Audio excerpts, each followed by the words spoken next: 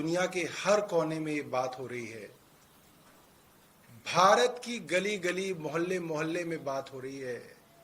दिल्ली के हर पार्क में आज मॉर्निंग वॉकर्स यही चर्चा कर रहे थे कि इतिहास में कभी नहीं हुआ कि एक सिटिंग चीफ मिनिस्टर बेल पाने के बाद, जेल से निकल जाने के बाद खुद ये ऐलान कर रहा है कि अगर मुझे ईमानदार मानते हैं तो मुझे वोट दीजिएगा। देश में बहुत सारे चुनाव लड़े जाते हैं, लड़े गए हैं। जाति के नाम पे चुनाव लड़े जाते हैं, धर्म के नाम पे चुनाव लड़े जाते हैं, भाषा के नाम पे चुनाव लड़े जाते हैं। ये पहला देश में चुनाव होगा जिसमें एक मुख्यमंत्री कह रहा है कि ईमानदारी के नाम पे इस चुनाव को लड़ा जाएगा, और वो तब जब देश की केंद्र सरकार सारी एजेंसियों को लेके, क्या ईडी, क्या सीबीआई, क्या इनकम टैक्स, क्या एसीबी, सब एजेंसियों को लेके एक मुख्यमंत्री के पीछे लगी हो और उसको बदनाम करने की कोई कोशिश ना छोड़ी गई हो, कोई ऐसी बदनामी की कोशिश ना छोड़ी गई हो 2 साल में जो भारतीय जनता पार्टी ने ना की हो। उसके बावजूद उस मुख्यमंत्री का विश्वास अपनी जनता पे है और अपनी ईमानदारी पे है कि वो मुख्यमंत्री कह रहा है कि मेरी ईमानदारी पे वोट दीजिएगा। ये मुझे लगता है कि अपने आप में एक बहुत बड़ी ऐतिहासिक घटना है जो यहां पे हो रही है। अब दिल्ली के लोग क्या कह रहे हैं,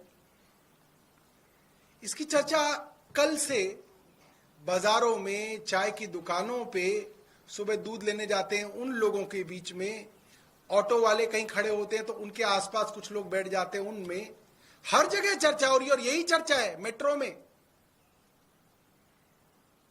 कि प्रधानमंत्री मोदी ने अपनी सरकार और अपनी एजेंसियों द्वारा जो षड्यंत्र रचा और अरविंद केजरीवाल जी को फंसाने की जो कोशिश हुई, अरविंद केजरीवाल अकेले लड़के उससे बाहर आए हैं और उन्होंने इनके सारे षड्यंत्र कल फेल कर दिए जब उन्होंने कहा कि मैं जनता की अदालत में जाऊंगा, जनता के सामने अग्नि परीक्षा दूंगा। अगर जनता कहेगी कि हमारा मुख्यमंत्री ईमानदार है तो मैं इस कुर्सी पे बैठूंगा, वरना नहीं बैठूंगा। आज सुबह बाल लंबे हो रहे थे तो बाल कटाने सुबह सुबह में निकला।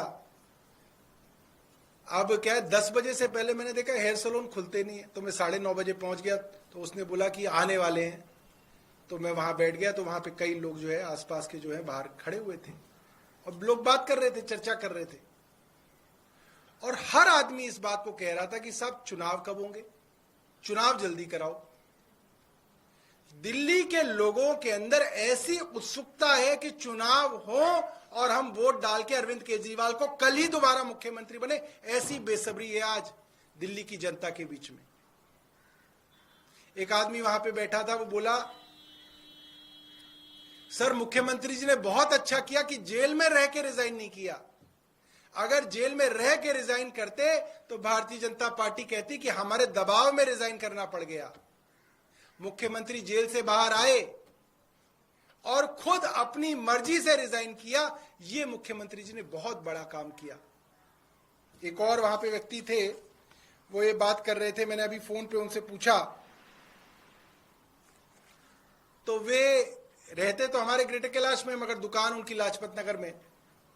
तो कह रहे थे कि सर लाजपत नगर के भी जो दुकानदारों का ग्रुप है जिसमें अधिकतर लोग भारतीय जनता पार्टी के समर्थक हैं, वो लोग भी ये बात कह रहे हैं कि ये अपने आप में बहुत बड़ी बात है कि एक मुख्यमंत्री अपनी कुर्सी से खुद रिजाइन करके कह रहा है कि जनता कहेगी मैं ईमानदार हूं तो इस कुर्सी पे बैठूंगा, वरना इस कुर्सी पे नहीं बैठूंगा। इसके बाद मोटे तौर पे जनता के बीच में जो बातचीत है वो ये है कि भारतीय जनता पार्टी को लेकर जबरदस्त नाराजगी है।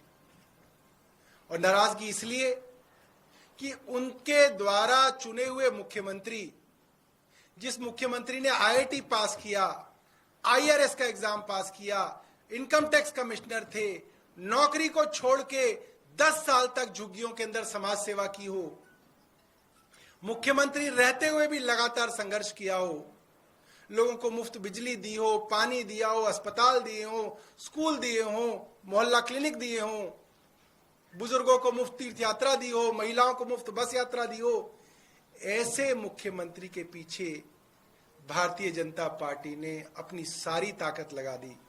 आज लोगों के मन में बहुत नाराजगी है कि एक ईमानदार आदमी के पीछे पूरी की पूरी केंद्र सरकार पड़ गई और उस बेचारे को जेल तक लेके गए। और वो आदमी जब जेल से बाहर निकला तो उसने सत्ता का सुख नहीं भोगा।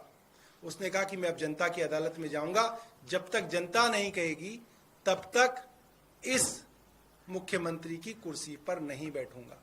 कई चर्चाएं हो रही हैं, अलग अलग चर्चाएं हो रही हैं। कुछ लोग तो ये कह रहे हैं कि सर सतयुग में सुना था भगवान राम ने परिस्थितियोंवश राजगद्दी का त्याग किया था और 14 साल के वनवास पे चले गए थे। अयोध्या की सारी जनता रो रही थी, बिलख रही थी कि राम आप मत जाइए, आप इस सिंहासन पे बैठिए, मगर मर्यादा के कारण, परिस्थितियों के कारण राम उस सिंहासन को छोड़ के चले गए और 14 साल के वनवास पे रहे। और उनके पीछे जिसको वो सिंहासन मिला, भरत उनके भाई, वो भी उनके खड़ाव रख के इंतजार करते रहे कि राम वापस आएंगे तो अपना जो है काम संभालेंगे। अरविंद केजरीवाल राम नहीं है, राम तो भगवान थे। भगवान राम के भक्त हनुमान और हनुमान के भक्त अरविंद केजरीवाल जी हैं। वो तो राम से तुलना नहीं की जा सकती। मगर जिस मर्यादा के नाम पे सतयुग में भगवान राम ने अपना सिंहासन छोड़ा था, आज ऐसा उदाहरण दिख रहा है कि एक मर्यादा के नाम पे, एक नैतिकता के नाम पे, एक जनता के हाथ में अपनी पूरी की पूरी बागडोर देने के नाम पे अरविंद केजरीवाल ने इस्तीफा दिया है। और अरविंद केजरीवाल जी ने कहा है जनता वापस बिठाएगी तो इस कुर्सी पे बैठूंगा, वरना इस कुर्सी पे नहीं बैठूंगा। बहुत बहुत धन्यवाद। आपके पास कोई प्रश्न हो तो आप पूछ सकते हैं। सौरभ जी, कल सीएम ने ये भी कहा था कि वो और मनीष दोनों में से कोई सीएम नहीं बनेंगे नेक्स्ट सीएम, लेकिन नेक्स्ट सीएम कौन होंगे इसको लेके बहुत चर्चा है। कम से कम इतना बता दीजिए, जो कैबिनेट में आप लोग हैं उन्हीं में से होंगे या कोई और नया चेहरा होगा? क्या कोई रणनीति बनाई गई है? मैं आपको बताऊं, आपको जितनी जानकारी है उतनी ही मुझे जानकारी है। आप जैसे कयास लगा सकते हैं, मैं भी वैसे ही कयास लगा सकता हूं, मगर आपका कयास लगाना ठीक है, मेरा कयास लगाना ठीक नहीं है, क्योंकि मैं उसका स्टेक होल्डर हूं। इसलिए जो है अभी तक मैं आपको ये बता सकता हूं कि इसके ऊपर कोई चर्चा नहीं है। जैसे ही चर्चा होगी सबसे पहले आप ही को बताना। और कहां बताएंगे बताओ? आप ही को तो बताएंगे, तभी तो आप लोगों को तो बताएंगे। तो जैसे ही चर्चा होगी मैं बताऊंगा। जी जावेद जी, इतना तो बता सकते हैं कि विधायकों में से ही होगा, पार्टी में से, आम आदमी पार्टी से, विधायकों में से ही होगा। जो पत्रकारों में भी से हो सकता है, पत्रकार भी मुख्यमंत्री बन सकते हैं, कोई एडिटर भी हो सकता है। सौरभ जी, ये बताइए कि आगे क्या टाइमलाइन क्या है? सीएम कब इस्तीफा देने जा रहे हैं? विधायक की बैठक कब होगी? एलजी से मुलाकात कब होगी? नए नाम की चर्चा, ये कम से कम टाइमलाइन बता दीजिए। मोटे तौर पे टाइमलाइन ये है कि कल ये फैसला मुख्यमंत्री जी ने जनता के बीच में रखा है। कल इतवार था, आज ईद की छुट्टी है, लिहाजा कल यानी कि मंगलवार को जो पहला वर्किंग डे आता है उसमें मुख्यमंत्री अपने इस्तीफे को दे देंगे। और इस्तीफा जैसे ही मंजूर होगा उसके बाद विधायक दल की जो है बैठक होगी। विधायक दल अपना एक नेता चुनेंगे। जो नेता चुना जाएगा वो अपना स्टेक टू पावर, जो अपना क्लेम है, वो उपराज्यपाल के माध्यम से राष्ट्रपति को अपना क्लेम देंगे। क्योंकि कोई ऐसी दिक्कत नहीं है, हमारे 60 विधायक हैं, तो जाहिर सी बात है उनको बुलावा आएगा, और जब वो बुलावा आएगा तो फिर वो जो है अपनी शपथ लेंगे। तो इस तरीके का है, और मुझे लगता है कि ज्यादा दिन नहीं, 1 हफ्ते के अंदर ये सारी की सारी प्रक्रिया हो जानी चाहिए। विधानसभा का एक्शन प्लान क्या होगा, किस तरीके से वो काम करेंगे, क्या कुछ रहेगा? अब तो भाई जो आएंगे वही काम करेंगे, वही एक्शन प्लान बताएंगे। अगर एक्शन प्लान भी मैं ही बना दूं उनका तो फिर कैसे चलेगा? अच्छा, एक ये भी कहा जा रहा है कि अरविंद केजरीवाल ये कह तो रहे कि जनता के बीच में जाएंगे, जनता से ईमानदारी का सर्टिफिकेट मिलने के बाद वो सीएम की कुर्सी पे रहेंगे। लेकिन ये आरोप लग रहा है कि एक राजनीतिक मजबूरी थी, आप लोगों को महिलाओं को 1000 रुपया देना है, वो जब तक कैबिनेट की बैठक नहीं होगी, उसमें पास नहीं होगा, तब तक नहीं हो सकता। अरविंद केजरीवाल कैबिनेट की बैठक बुला नहीं सकते, इसलिए वो मुख्यमंत्री का पद छोड़ रहे हैं, लेकिन छोड़ने के लिए वो नाखून कटा के शहीद बन रहे हैं। देखिए, ऐसा है, भारतीय जनता पार्टी 6 महीने से उनका रेजिग्नेशन मांग रही थी और वो ये कह रही थी रेजिग्नेशन इसलिए दो क्योंकि सरकार नहीं चल सकती जेल से, मगर जेल से सरकार अरविंद केजरीवाल ने चला के दिखाई। अब वो बाहर आ गए थे तो वो फिर मांग रहे थे, अब दे दिया तो कह रहे नहीं साहब इन्होंने इसलिए नहीं दिया, इन्होंने इसलिए दिया। अरे तुम क्यों मांग रहे थे, फिर तुम मत मांगते, हमारी पॉलिसी ना आने देते। तुम चाहते हो हमारी पॉलिसी आ जाए इसलिए मांग रहे थे, ऐसा तो नहीं। हर तरीके से सरकार के काम किए जा सकते हैं।